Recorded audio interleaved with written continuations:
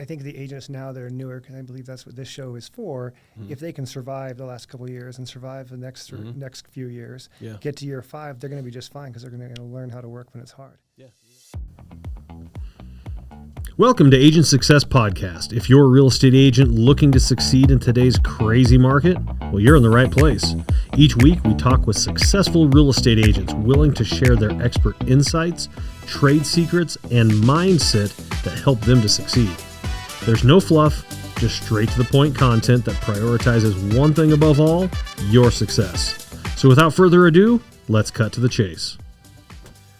Welcome to another episode of AgentSuccessPodcast.com. I'm your host, Tim Chase, where we cut to the chase in all things real estate. Today, I have a great guest with me, and he is kind of an expert in, I'm just going to say real estate. How do you feel? I'll take it. Okay, you'll take the expert in real estate. Give us a quick introduction. Hi, my name is Andrew Botcherby. I've been doing real estate now for 17 years. Okay. So you've done a deal or two? Yeah, a few. Okay, over good. the years. Yeah, okay. I grew up in Colorado Springs for the most part. I went to high school and college here, so I've been around for a long time. Oh, cool. That helps. Yeah, it does. So what part of town did you grow up in? Briargate. So Okay. my parents bought their first home here in Woodland Hills, right off Woodman and Union. Okay. Right when that was the edge of the city. Yeah. Powers was Powers was a dirt road. Yeah, it was. Yeah. And you had to drive way out to Powers. Yep. Right. Yeah. Okay. And what part of town are you in now? A little bit north, just up in Northgate. We live in a farm. Okay. So, not too far away from where you grew up. No. 15 minutes, maybe something like that. Yep. There's got to be a level of comfort to that. Yeah, definitely. Getting around town, isn't a problem. Yeah. And you know where all the cool spots are. Yeah, exactly. Oh, yeah. Do you ever drive around and tell your kids, oh, yeah, you go to school there? Yeah, they get tired of hearing it. Yeah. My oldest daughter went to the same high school I did, so every now and then she'd have a question or two. Yeah. You're like, what, he still teaches? What? He was old when I was there. I think they're all gone now. Yeah. Okay, right on. Well, we're going to jump right into a couple quick questions. Okay. First off, you've been for 17 years, been a real estate agent. What did you do prior to real estate? I was in the restaurant business. When I first started in real estate, I was still bartending at the same time. So I bartended and learned real estate for about a year before I gave up bartending completely. Okay. And I was in restaurant management before that. Okay. That is not an uncommon thing for successful realtors. No, I know a lot of bizarre. bartender realtors. Yeah, it's bizarre, but even the ones that are actually like pretty successful in real estate have started off bartending, waiting, or operationally running restaurants. Why do you think that is? That's interesting. It gets you good with people. If you can bartend and deal with people in that situation, I think you can deal with them in real estate, no problem. It's like, well, you're not 4 shots in and hard to deal with, so I can show you a couple houses. Yeah. Okay. And I can't tell you how many homes I've sold to people that used to be my regulars. So really? Oh yeah. Wow.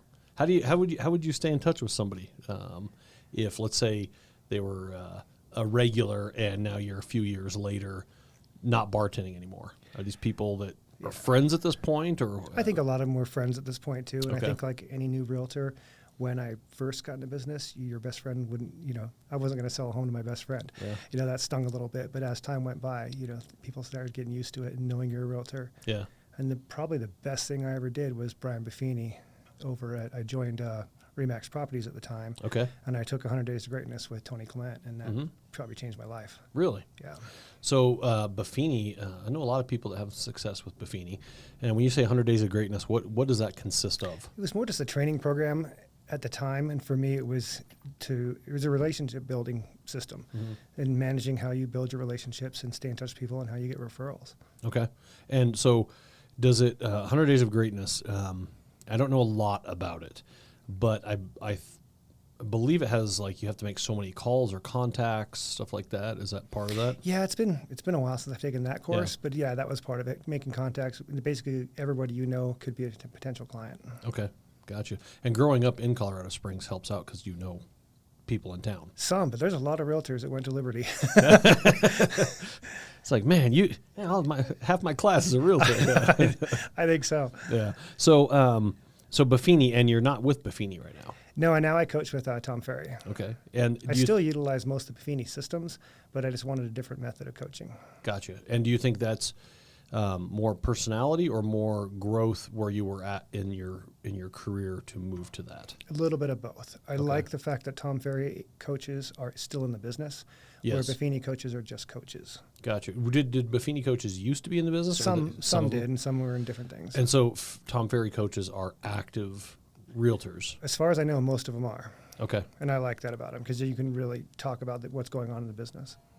Makes a difference. Yes, it does. Because they last week had a deal where the title vesting was screwed up and the loan was late and the client forgot to do this. And so it's not, oh, yeah, I used to do real estate back in 2004. Yeah, exactly. You're like, that's nice. I got my license for 2 years and then got back out. Yeah, exactly. I find it funny when I hear that a lot in more, oh, yeah, I used to be a lender. If you're wearing a lender 6 months ago and active, it's different. Yeah, I wouldn't want to be getting into this business on either side right now. Yeah. Oh, it'd be tough. Yeah. It'd be very tough to start at scratch right now. Yeah. The way the industry is now. Why would you say that? Why do you think it would be tough? Like to become a realtor right now, a brand new person wanting to become a realtor. What would be different than when you did, or more difficult? Well, we have no bar of entry. It's not hard to become a realtor. You don't need any qualifications beforehand. So getting into it's a piece of cake. Yeah. And the market's saturated with them. You can't go to anyone's Facebook page and everyone knows 7 realtors. Yeah. Yeah. So I wouldn't want to be number 8. What's the cure for that? I think this year the settlement's going to cure a little bit of that. I think Okay. interest rates have cured it for lenders. I think the good ones are going to stay and the bad ones are going to go away. Yeah. So it's whenever they came out with loan officer licensing, I'm trying to remember the years, probably like 2000, like maybe 7 or 8, something like that. And I was running a team at a mortgage bank at the time, and everyone's like, "Oh man, this is gonna suck." I was like, "Hallelujah!" Like right on, right? Like just a license in general. Like you just had to register, and then they came out with testing. I was like, okay, even a higher step, right? Like this is good stuff.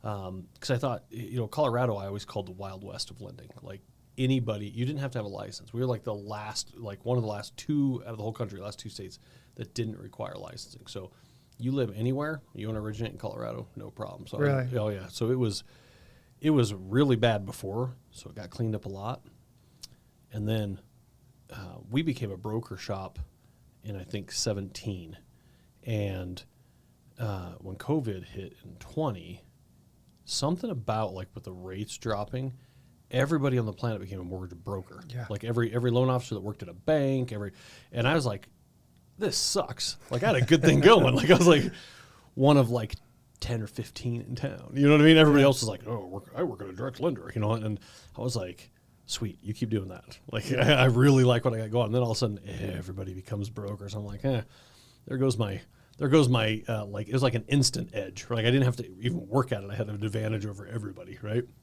So then you got to step your game up and say, okay, now everybody's on a level playing field again. Now I got to step my game up to the next level. And then, when as COVID goes, and then rates start to go up a year and almost 2 years now, right? Almost 2 years. Almost exactly 2 years. It was April, when the Fed realized that they were behind the 8 ball and went crazy and jumped like 75 basis points in like April of, was it 22? Yeah, something like that. And ever since then, it's like every year it feels like less loan officers are renewing, and less loan officers are getting in. Because, I mean, it's not hard to take your CE classes every year. It's not hard to pay your E&O and this and that. I mean, it costs, of course, but to maintain it's not hard. But it just seems like we've had quite a few that are just like, what's the point? Yeah. Yeah. What's the point? Now's the time to get out. Exactly. Which, all right. It's like if there was 10,000 Toyota dealers in town, I wouldn't even know where to go. I wouldn't know what to do. I'm glad there's 2. There's one on the west side and there's one on the east side. You don't have to go far. It's like, I can tell they have different inventory, they have different styles, and if I want to go here or if I want to go there, I can go do that. So it actually makes it a little bit easier, I think, from a consumer standpoint as well. You have to have competition to make people keep the edge sharp. Yeah. Right. But a saturation is a little much. Yeah, I think the agents now that are newer, and I believe that's what this show is for, if they can survive the last couple of years and survive the next few years, get to year 5, they're going to be just fine because they're going to learn how to work when it's hard. Yeah, you're going to learn how to show, 80 houses before one goes under contract, and you're going to learn how to get people, out shopping when rates are 7.5. Yeah, you can't gauge the last few years of real estate business and say you're successful because it was so easy. Yeah, it was. Everyone was a realtor. Yeah, everyone could refinance a house. No, exactly. It was a cakewalk, right? Yeah. So when you look at your real estate let's look at just that time in particular. Did you gain more new clients during that time, or was that a time before this? You had mentioned that nurturing past clients, but during that time, I feel like a lot of people gained new clients. Did you feel a burst of new clients or mainly repeat clients during kind of the 2021 I think era? The last 3 years, 4 years maybe, I've just broke that 90% referral or past clients. So really, I would say that most my clients are past clients, repeat business, and then the referrals from them. Okay. So I wouldn't say the primary business is coming from brand new clients over that time. So when you very first started, how long did it take you through 17 years? Right? How long did it take you to get to the point where you hit the 50% threshold as an example of referral and repeat business? It was probably 7 or 8 years in before I got there. Okay. Because I sold 4 homes my first year, 4 homes my second, and I think 6 my third year. Okay. So I was struggling for a long time. Yeah. And made some mistakes and had to fight my way through it. That's the beauty of that. That's the beauty of people who have been doing this for a long time, as we have. It's like all the dumb marketing ideas and all the stupid, the way you handle certain situations, and you look back, you're like, dude, what was I thinking? I kick myself still because I'll still make a dumb one. Or my wife will say, that wasn't a good idea. And I told you that. And I'm like, yeah, you were right. Yeah. But you know what? We got to learn. Yeah. So, yeah. So, but doing it long enough, you've been doing it for 10, 15 years plus. You've hopefully were aggressive enough in the first 5 or 10 years to screw up a whole bunch and make a bunch of goofy decisions. Not malicious, but just, business immaturity, call it, right? That you can get to the point now where you're like, okay, now I see what's important and what I have to do. In the beginning, my follow-up was horrible, absolutely horrible. Follow-up meaning past clients. I treated them like I was always on the hunt, right? It was a commodity, right? Just buy it, go next, go next. Did you start, so the 100 Days of Greatness, you started right out of the gate? Yep. Well, my second year, because I was with another company for my first year and joined Remax the beginning of year 2. Okay. And that's when I started that. So you start that, is that kind of when you started doing follow-up with past clients? Yeah, I was into personal notes, the phone calls, the client parties ever since then. So you went in all the way. Okay. And then give me an idea of kind of what you do now as far as, let's say you close on a transaction. What process from the time you close on are you looking at to stay in contact with people? Generally right after they close, and it's obviously a few times right after just to make sure everything's gone okay. There's no surprises, or they don't need recommendations for somebody. Okay. And then it would be like a phone call, or generally a phone call right off the bat. Sometimes a text message if it's a second or third time. A week later, or probably a couple days on that first one. Okay. Yeah, gotcha. right after they close, just to make sure, especially if it's a resale. Just check in. Okay. And just make sure everything's gone all right. Okay. So then from there, kind of break it down from there, meaning you've made that phone call, everything's good. Do you do closing gifts at closing? I don't. I know some agents do. Some agents do amazing closing gifts. Yeah, there's some really cool packages at the table sometimes. you're like, whoa. And maybe your client's like, wow, thanks. I've Andrew. gone back and forth with it, and I go back to the argument: is your lawyer doesn't give you a closing gift? Yeah, no, he represented you really good in that bankruptcy, and he did not give you a gift. Right? Yeah, exactly. Here's a gift card. Don't spend it all in one place. Now that all your bills are freed up. Right? I give the gifts back as far as client events and give back that way, but I don't do individual closing gifts. Okay, gotcha.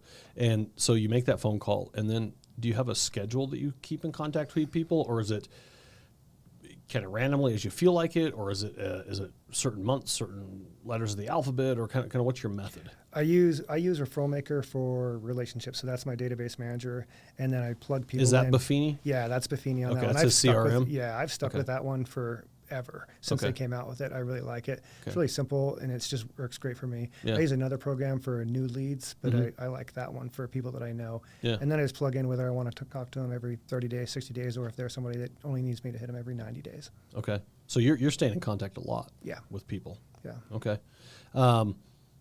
What's kind of the so is 90 kind of the longest, or you? 90 is the longest on that program. Yeah. Okay. And with that, do you so you use the Buffini CRM, Yep. and when you have your past clients in there, does it preload whether it be emails or text or stuff like that, or is it more of a reminder type thing?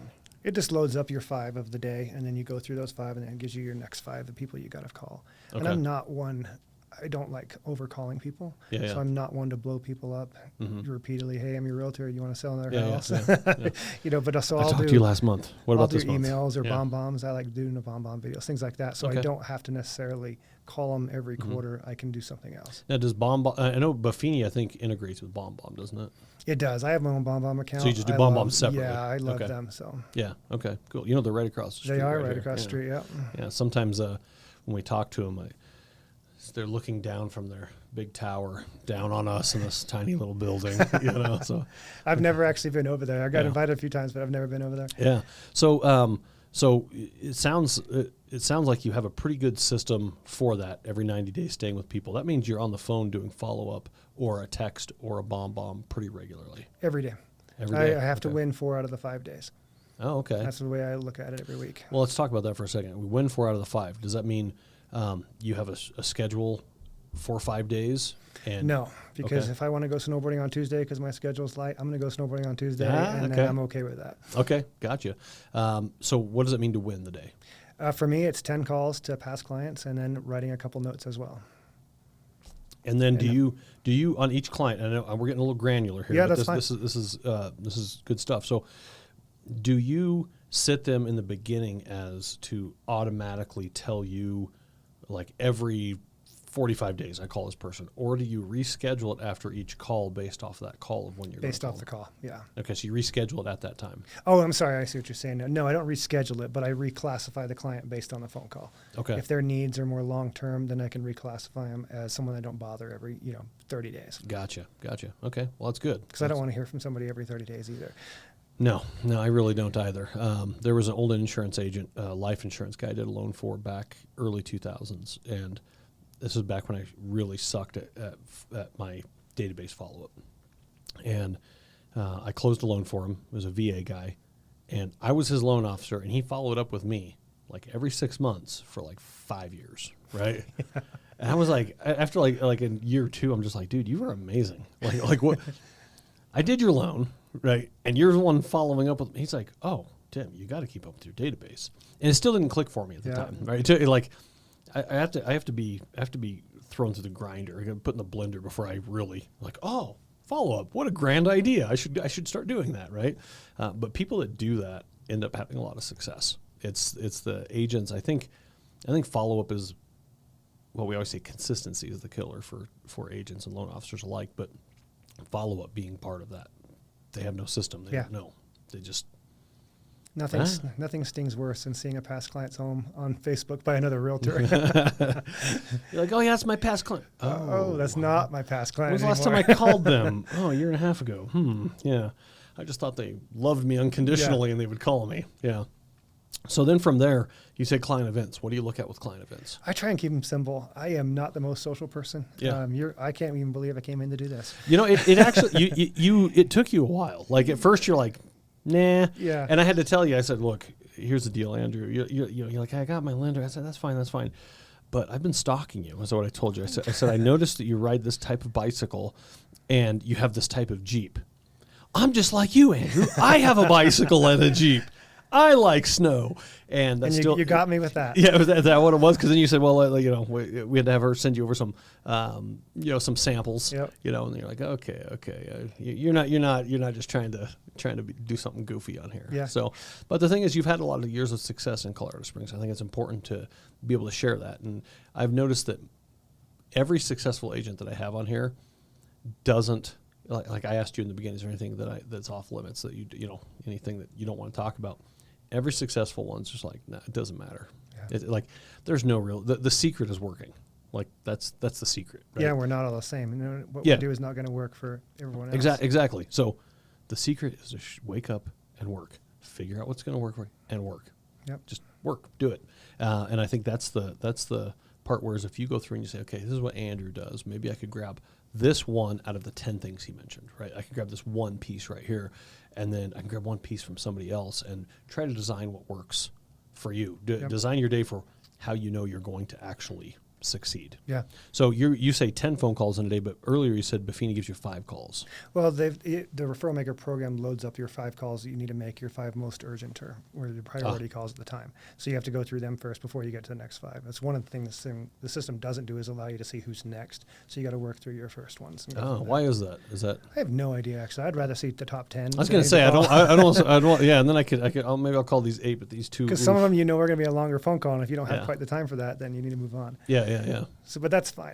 For me, I think it's because we don't have a boss. You don't have anyone to check into every day necessarily. If you're not on a team, you don't have anyone hounding you for what you need to do. So for me, it's always been, I have to set some goals and I have to track what they are. And if I don't do those, then I have to beat myself up and, refocus and get back on it. Yeah. Does anybody else in your household work in real estate, or is it just you? No, my wife did for about 3 years. Yeah. And then oddly enough, right before COVID, we decided that it was time for her not to do it anymore. Yeah. And that worked out perfectly. Yeah. Well, that works out good. Yeah. So now was she working with you? Yeah. Okay. Yep. And you just decided I'll do this, you do that, I stay on my track.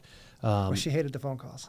Yeah. And she's such a giver that it was easy to just give everything away. Yeah.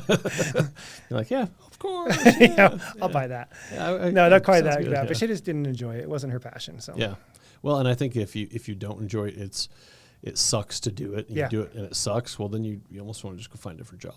Yeah. Right at that point, it's not awesome. Yeah. Give me an idea of a client event though. I do ice cream events quite often, a couple times a year, and then I do movie events. What's an ice cream event? Baskin Robbins has been great to me. I do the Baskin Robbins on InterQuest, and I do about for 90 minutes. They can come by, bring their families, and get whatever they want. And the conversations are short and they're quick. It's 5 minutes, and it's great. I love them. I do them probably 2 or 3 times a summer now. Okay, wow, that would work out for someone that you just said you don't like to be like hyper social, right? So then it's short to the point. We're gonna eat some ice cream, and hey, your son's spilling some stuff. I'm gonna go take care of that. And then you talk to the next person. For me to spend 45 minutes on a one-on-one, it's probably not going to happen. Yeah. So these are perfect events for me because they're hellos. You get to take care of people that sent you a lot of business, and you get to move on with your day. And do you have I guess repeat people every time? Oh yeah, it's cool. Yeah, I don't care. They're like, oh, dude, hey kid, do you want to go to Baskin Robbins tonight? Yeah. All right, cool. Yeah. All right, right on. And then do you have people that maybe show up one time and is that a good time to connect? Do you try to focus on that person you haven't seen for a long time, or? It just depends. I focus on I just really whoever's the most chatty that day. Yeah. And I try and get around to make sure that I've said hi and thank you to everybody, and that's my goal. It isn't anything else but more than to say hi. And what if somebody like me was there and I wanted a double scoop? Do you put any limitations on this? I don't put any limitations on it. No do what you want. Okay, so I could go. Okay. It's not an expensive event. Even if you get a bunch of people there, it doesn't crush you. Yeah, gotcha. So it's a good one. My team members join in with me when I do it sometimes, and they just have a few clients through. And it's an easy one to do as a group. As if you're a new agent, just team up with 2 or 3 other agents. I'll do it together, and then you look like you got a lot more clients than you do. Okay, that's perfect. That's why I used to do movie events right off the bat too, because they couldn't tell I only had 10 clients. So, so you didn't rent the whole movie theater? I didn't. I let them choose their own theater. So most of the theaters will let you set up a line, and so I just set up a private line. So my clients go through one line, the rest of the people coming in go through another one. Okay. And then they just get their popcorn, their drinks, and they go to their show. And they go to anyone they want. Okay, so it could be. How would you see people? You stand in the line then? I see them at the concession line when they get their tickets. So I see them right at the head of that, and they come say hi, and they go get their stuff, and they're on their way. Do you ever forget people's names in these situations? Yes. So my wife comes to about 90% of my client events because I'll look at her, and if I haven't seen him in a while, I'll be like, "Who's that?" Like, hey, you, and they're like, "What do you want, man? I never bought a house with you." Yeah. Wrong guy. Yeah, okay. I've done that. So my wife's good at protecting me on that one. You see somebody walking up, she's like, Harry and Sally. Oh, Harry and Sally, how you doing? Okay, yeah, it kind of gives you those little nudges of who it is. Yeah, okay. Yeah, she'll do the introductions if I can't remember the name. If I don't introduce her, she knows that, just introduce herself. And oh, that's perfect. Do you take your kids to these events? Yeah, most of the time they love doing it. Okay, cool. Yeah, my youngest daughter was in my last video announcement for her, so it's fun for her nice, nice. How old is she? She is 9. 9. Okay, well that's perfect, right? Yeah, that's fantastic. My kids always come for a show. Either they don't want to talk to the other kids, don't want to talk to the clients. They're teenagers, so they just go get their popcorn and go to a movie. They're just like, can I get a large extra butter, some Skittles? Yeah. They're gone. Now, in the movie events, do you pay for concessions as well? Yeah. Okay, so whatever it is that they want, they get there. And it's a family event for them. Yep. Do you ever worry that that's getting too expensive? No. In the grand scheme of things, no. Because even if they all go get candy, and it can be expensive, I won't lie. It definitely, if you're new and on a strict budget, that's... And you have a $2,000 movie bill. Holy cow. Yeah. Okay. Yeah.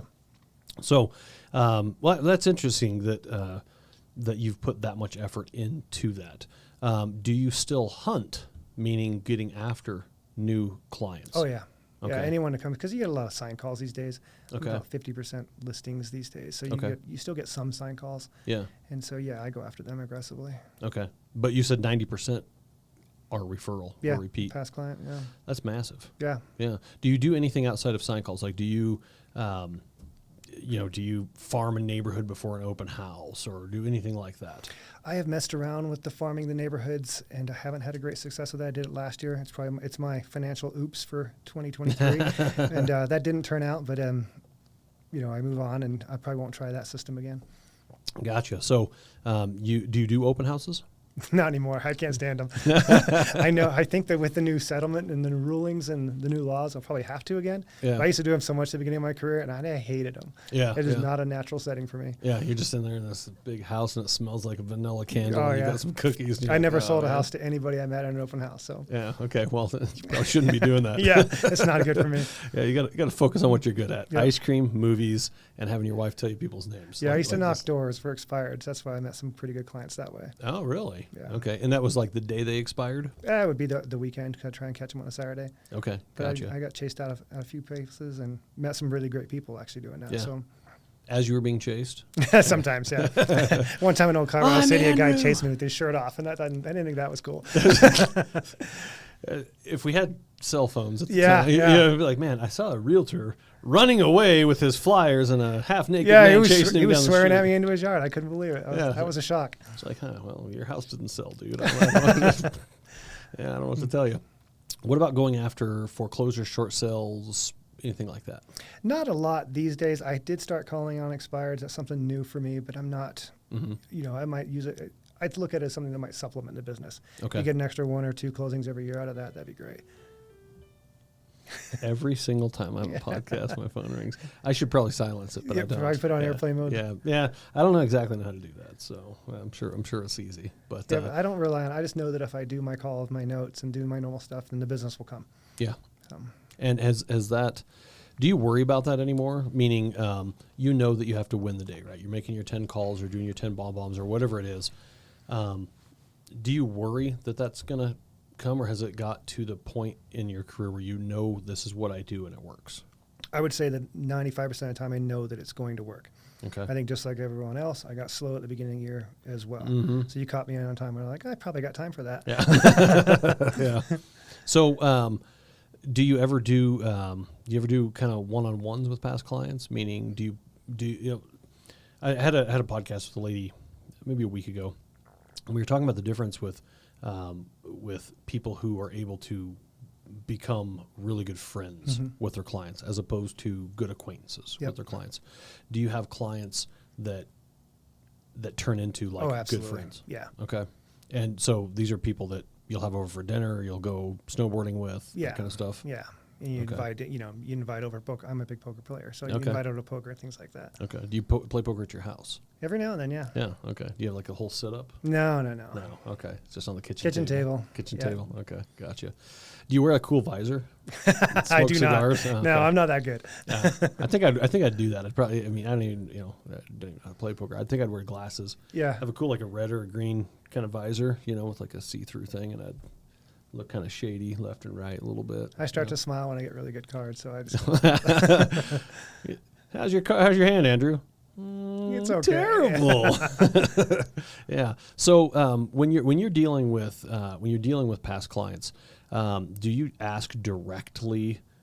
Do you because Buffini has those stickers? Yes, but no, I just Okay. I can't and I do don't some like of the those stickers things. myself. Yeah.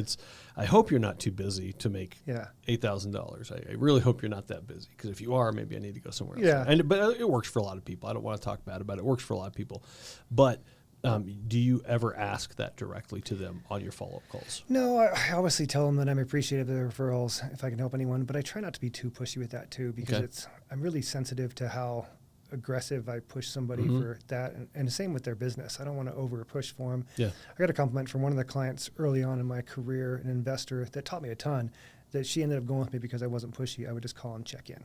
I didn't say, hey, let's go out and see this great house today. It just was a casual phone call to say hi, but it wasn't pushy. Gotcha. And I just never liked that hard sales pitch. Yeah. So you and I close a house together. I'm the client. You'll call me maybe every 30 or every 90 days, whatever it is. So it's at least 4 times a year. Yeah. Right. At least 4 times a year. And give me an idea of what a call might look like. Just a normal run-of-the-mill phone call, every 90-day phone call, just a check-in. Like kind of what would that sound like? Yeah, it's pretty basic. How you doing? How's things going? How's the house? It's pretty simple. Okay. Do you ask, is there anything I can do for you, or do you go down that path? It depends on how the conversation goes. Okay. And if it doesn't go, if the opportunity's not there to ask for a business, then I just don't ask for it. I like that. It's a lot more natural. Yeah. Yeah. Okay. I don't like the fake call. Yeah.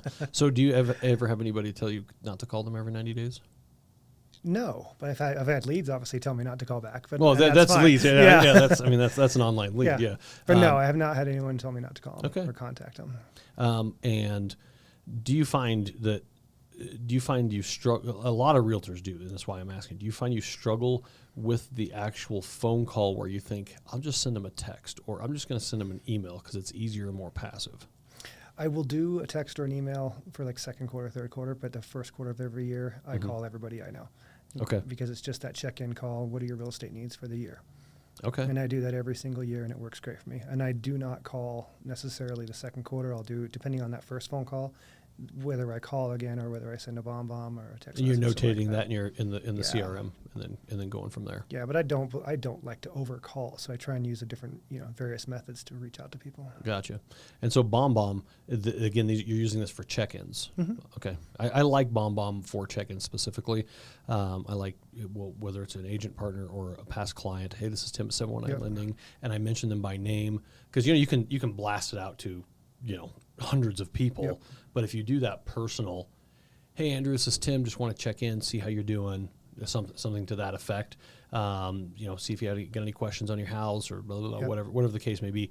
I think those work really good. Do you send them? Do you do email or text on those bombs? I have not started bombing through text messages. I'm not a fan of receiving videos through text message, so I don't do it back. So, and have you tried it at all, like with once anybody? or twice? But okay. I'm just not. That's just not my method. Gotcha. So I'll text message and I'll say something direct, but I won't do a video through a text. Okay, interesting. To me, if I look at a text message, I don't want to have to open a video to actually see what they want. I got a text because it's supposed to be like a tweet. It should be like 180 characters to the point, and I'm going to look at it. Right? Yeah, I love BombBomb because I use the whiteboard and I write their name on it, so they know it's just for them. Oh yeah, not you for somebody kind of do else. that hold up for it and all that. And I like that. I like the BombBomb for the 3-second GIF that they do in the beginning as well.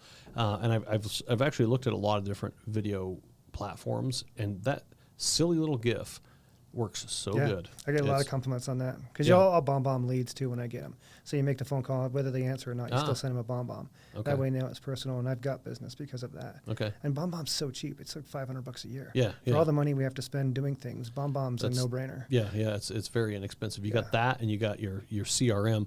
I would say that a few, like, it's weird how little almost seems incidental things can change the trajectory of a realtor's career, whether that's going to, like, I say, do you have a job or do you have a career? That's what I ask when I'm in front of a class of realtors, right?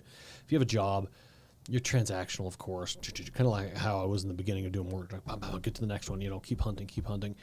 But if you're looking to build a career, then it's going to do these little tiny things. Get a CRM, do your daily plan, send your follow-ups, do a bomb, do a client event. This is really easy stuff. It's really easy, but it's so hard for some people to do. Well, and it's I think people overthink it a lot too. And they the first time you did a client event, were you nervous about it? Oh yeah. It's like the first open house, and you're like, yeah, nobody's going to show up. It's an awkward. It can be an awkward position to be in. Yeah, so you rent out the entire Baskin Robbins. You have $1,000 budget, and 2 people show up. You're like, oh, you just missed everybody. Yeah, everyone's gone now. Yeah, but that's the nice thing about Baskin Robbins. They can't tell which ones are your clients and which ones are just there anyway, so it's fine. That works out good. 31 flavors, 31 people, 2 of my past clients. Yep, exactly. That works out pretty good. What do you do then? What do you do in your free time? You mentioned snowboarding, but how do you spend your free time? What do you like to do? Probably during the wintertime, it's snowboarding. Okay. I'll go snowboarding. Where do you like to go? Keystone or Winter Park. Okay. Yeah, I like both those mountains. There's a lot of fun. Do you enjoy the death-defying drive over Berthoud Pass? I don't mind. In a snowstorm? I don't mind. Okay. I think there's an avalanche last year. It's quiet time in the morning, and I generally make some calls on the way home. So I still work when I go, so it's fine. Yeah. I left Winter Park one time, and I wanted to see we were in an electric car. I wanted to see how much charge it took. And coming back from Winter Park, it was within like 2 miles of the same, all the way down to 470. Fun, yeah, it was like, it's well, nerve-wracking. I got regenerative braking the whole way. This is fantastic. And so Winter Park, and then what about summertime? Summertime now, it used to be running. Now it's mountain biking. I'm starting to get into that, so I'll do a lot of that. Okay, where do you like the mountain bike? Well, nowhere special yet. Right now, I'm just getting out from my house and just going on the trail. So. Okay, all right. Have you been to Ute Valley? No, not yet. Okay, yeah. The I've been Monument a few times up there because I bought my bike towards the end of last season. So okay, and what kind of bike did you get? Got a Yeti. I actually got an e-bike. Okay. Some of my friends make fun of me for, but when you have back I'm not issues, gonna, an e-bike I'm not going to laugh do. at you because I have a Specialized Levo, which is an e-bike as well. Yeah. Okay. So, cool. I love it. Yeah. I tried that out, and I put it on. The first time I tried it out, I was like, "Wow, I will never do anything else. This is the way I'm going to go." Dude, I can do like 18 miles an hour everywhere. It's fantastic. And you get to go so much further. I think it's the best part about it. I can cover so much. And the thing is, it's still. It's not. I mean, you're not quite as winded, but you can be depending on how you ride it. So and what sitting you have and all that. Yeah, I think you need to go 2 or 3 times the distance for the equal workout on a 3-mile ride on. Well, but you're also riding a 55-pound bike. Yeah, exactly. It's a 28-pound bike. So so it's not you getting some rough stuff. I have zero regrets. We did Winter Park a few times last year, and I had so much fun. On an e-bike? Yeah, I just rode down the trail. You rode up it? And just up the chairlift and down. Oh, they let you take an e-bike. I thought they didn't allow e-bikes. Yeah, it would be nicer not to have an e-bike, I thought, after the last season, because you could, you actually get it off the ground a little bit more. But so you went up to Trestle is fantastic. Oh, I love it. We've been going there. My son, he's now 20. I think we had his 13th birthday up there. We've gone every time since then, and so that's like his birthday place. Yeah. Like every June 29th, you can find the Chase family somewhere in Winter Park. Right? I love it up there. I've left Winter Park with a gigantic smile. I've left on crutches. I've left wanting to not go back because I'm just beat, tired. I think Trestle is a little bit rougher than some of the other ones, though. Yeah, but man, is it a good place to ride. I took my 9-year-old up that last year. She went down it, and she was so proud of herself when she got it. And everyone was really respectful, which was cool because they would slow down the trail. They'd wait up. They'd stop everything, so they let her pass and go along at her pace. And then did you guys rent a bike, or did she take her own bike? We rented. No, actually, she did take her own bike. We just rented her gear. You have suspension and all that? I didn't want her to put her on a new bike that she wasn't familiar with. Yeah. No, she wasn't going fast enough to need suspension. Okay, gotcha. But it was just a cool experience. It's so cool. To see little kids up there doing that, 9, 10, 11, 12-year-olds, and some of them are ripping. Some of them are scary. Some of them are crazy, right? But what a great place to go. And, living in Colorado Springs, you have that opportunity to go out and do all these kind of outdoor things. Do you find any of your clients in any of these activities? I know you're at least I saw a Rubicon, right? Is it a truck Rubicon? It's the pickup truck one. It's the pickup one? Okay. Do you do any off-roading? Not anymore. My truck is way more capable than its owner. But here's the thing is, I've always said this about bicycles too. Your bicycle should be more capable than you. Yeah. Right? Because if you're more capable than your bike, you're going to break it. You're going to, something like that. Yeah. So the Jeep Rubicons, I also have a Rubicon. I've never ever pushed it to its to its Oh, limit. not even close. I pushed it to where I was freaked out Yeah. and I was completely terrified and I thought I shouldn't be doing this, but it just Yeah. just kind of articulation gets me up, between that and lockers, you get up just about anything. Yep. So works out good. So I guess the question I was going to ask is, do you meet any people in any of your activities that you then convert to clients? It's hard to do that on snowboarding unless you're on a chairlift. Yeah, snowboarding is more a me event anyway. I don't. Yeah. Normally, I go solo, and it's just quiet time on the mountain, and I don't have to worry about anybody else. So I don't really want to be there with somebody else unless I'm going with my family. Yeah. So for that, I'm never going to meet somebody on the mountain. I'm not social enough to do that. Okay. And All right. so I would say probably the only thing I've met people on is poker. I've sold homes to poker. People I've met playing poker and things like that. Yeah. And so, do you? Is it when you do poker? Is it's not like the same 6 dudes that have known each other since elementary school? It's some of that. It's a little bit of a mix, but then someone will invite their friend or, someone else will join the game and you meet people that way. Okay. And I've definitely made more money from people I've met playing poker than I'll ever lose playing poker. So I'm okay with that. Through house selling and everything else. Gotcha. Like, hey, honey, I lost $1,500, but I think I sold 2 houses. But I got a new client. It's I've made worse investments. Yeah, exactly. Right. Marketing expense. Exactly. Well, this has been great. I really appreciate you jumping on and telling us kind of really how you have built your business, how you've generated and sustained, really is the word I want to look for, has sustained your business, because that's really what you've done is you've sustained it. And I think if realtors now, you said we're losing a lot of realtors, people are getting out of the business, but if they can now today, they've been doing this, say 3 years, they've been through the ringer of buy side, high rates, all that stuff, right? They've been put through the ringer. If they can master the art of maintaining that, right? Maintaining past clients, maintaining my follow-up where I'm calling these people and I'm staying in front of them, and they can last a couple more years, they're going to build careers. I feel like, my opinion is, if you get to year 5, then the repeat clients start coming around. You just need to hit that magic year 5, and then that's when things start to flow a little more easily, as long as you're staying in touch. Okay, cool. Well, I think that's awesome, man. I really appreciate it. Appreciate you being on the show today. And that is Andrew Botcherby. And how can people get a hold of you? You can give me a call, 719-231-5694. Cool, right on. Well, that wraps up another episode of Cut to the Chase. I am your host, Tim Chase. You can find us every week at agentsuccesspodcast.com. That wraps up another episode of Agent Success Podcast. Remember, you can find new episodes each week at agentsuccesspodcast.com. We hope you found the insights and best practices shared today truly valuable. And if you did, please subscribe, rate, and leave a review on your favorite podcast platform. Remember, your success is a journey of learning and improvement. So let's keep hustling, thriving, and learning. Until next week, this is Tim Chase.